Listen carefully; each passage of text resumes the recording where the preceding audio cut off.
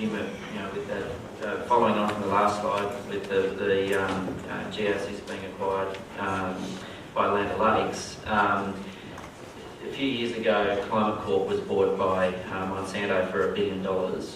We've now got Bayer making a bid for Monsanto for $88 billion, and there's a lot of speculation about the contribution of the Climate Corp platform into that valuation, and it's certainly thought to be a hell of a lot more than the $1 billion that Monsanto paid for it at the time.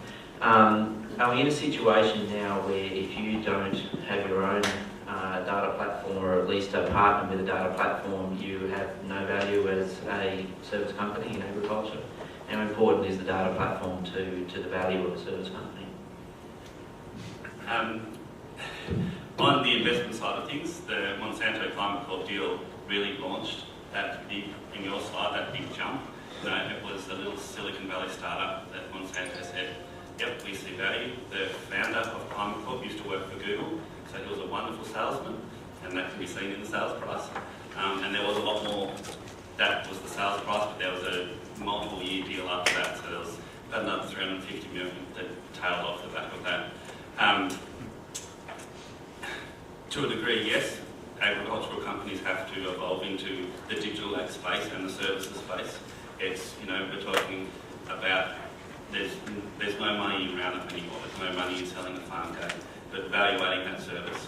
So adding a value to what you're selling, if you can say, well, buy this Roundup from us, or not necessarily Roundup, it might be another value-added chemical that's better, a better product suited to the niche pockets of your farm rather than the general spray-out job. I think these companies do have to evolve into this space.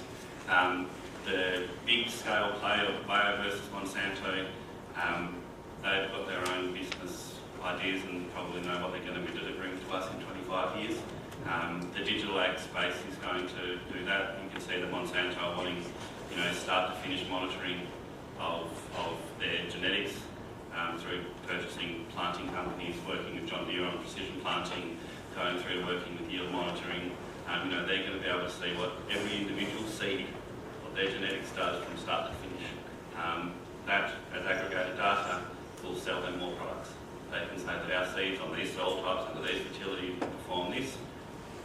That will work with them. So it's no longer sort of saying this is what we can do, they'll have data that shows that. So I think, yes, companies do have to sort of start to move into it. They won't disappear because they're still a huge asset in your staff and that local expertise, because you can see Climate Corp started in the US, now they're only really operating in the I states, which is the Corn Belt. But growing, I don't think if you rolled out the exact climate model to Australia, or the Monsanto model there to Australia, it would work, because we're different. We're not farming by numbers, that's farming. Kel, how many tractors would John Deere be selling if they weren't selling them essentially with a digital platform embedded in the sale? Well, I think one of the things that has been mentioned is that what you're looking at is you're not just selling the machine anymore, you start to sell more of the what's helping the customer be able to make a value decision as they go forward. So you're really looking at taking that data off and being able to help that customer a little more. So I think it's helping us greatly. When we started talking about the internet and broadband, most of the discussion was about speed, and it was download speed. But it seems to me that the upload speed, which was very much slower, now is going to be equally important. Is there any change in thinking in that? Is that a limitation? I'm probably not the best person to be answering that one, to be honest with you.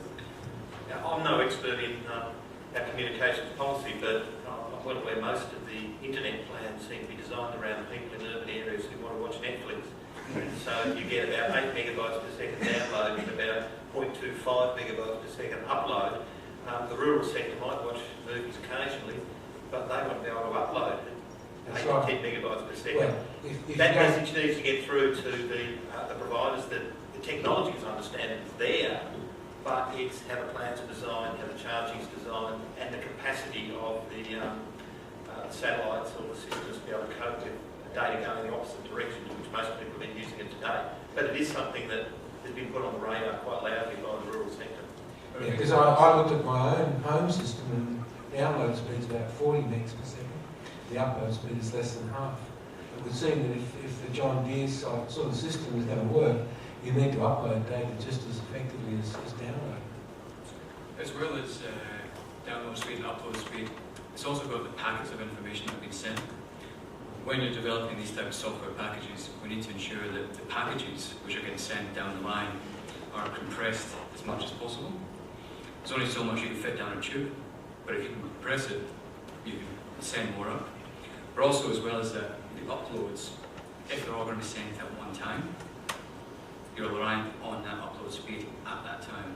Whereas if we're continually updating the information, we're just updating a small amount every minute, as opposed to doing one big data dump every day at 6 p.m.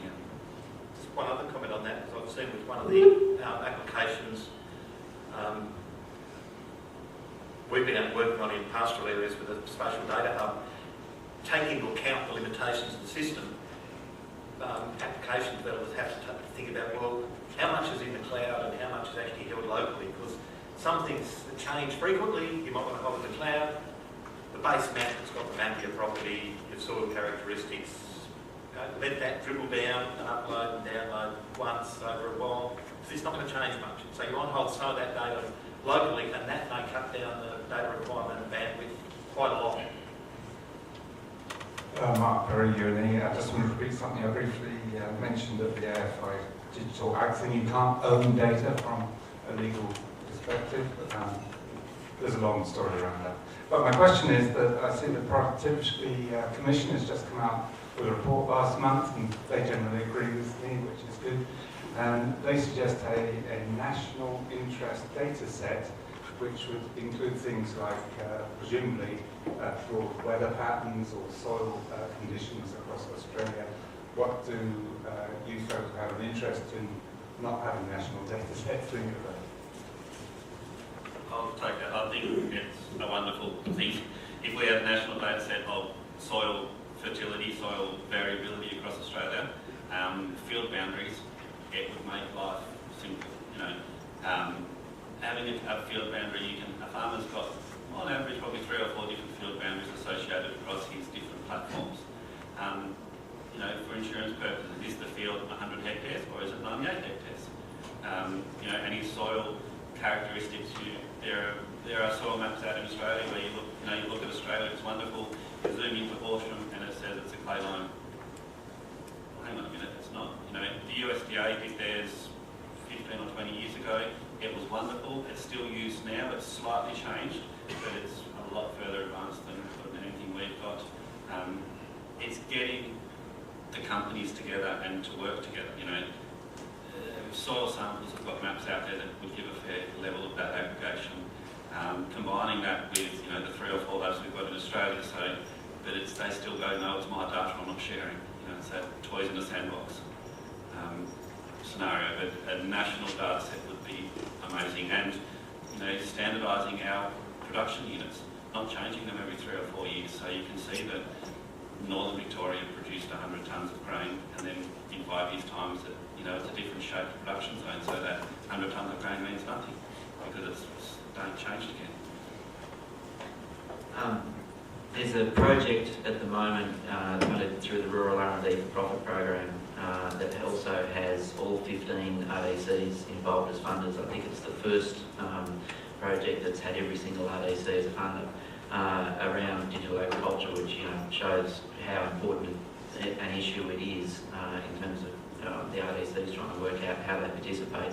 Part of there's a component of that project that CSIRO Data 61 are in charge of, which is doing an audit on these national data sets, just understanding exactly what is there, what the gaps are, the resolution of all these data sets. So hopefully by the end of that project, or we will have by the end of that project, but at the end of next year, a much clearer understanding of where that data is and where it's missing and how to go about making it better. So hopefully there's some progress on that front. Kel, is robots in your strategic direction at John Deere? You work with autonomous vehicles, that type of thing. We've been working on that for some time. I think some of the things is when do those sorts of things come to the market? There's a lot to work through there. There's a lot of compliance around those sorts of different areas, and what will it look like? So work being done on it, but when will something like that occur in the future? I'm not sure. All right, look, we've run about 10 minutes into lunch, so I might wrap it up now. I just ask you all again to